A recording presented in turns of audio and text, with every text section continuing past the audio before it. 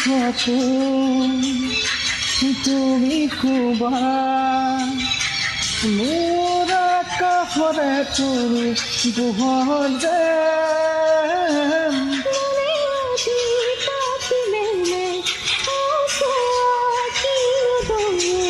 হিয়া ভৰে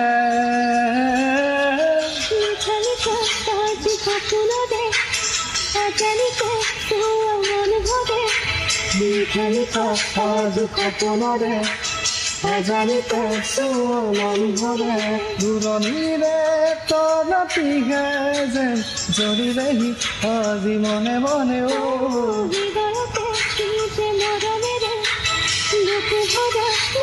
মৰমেৰে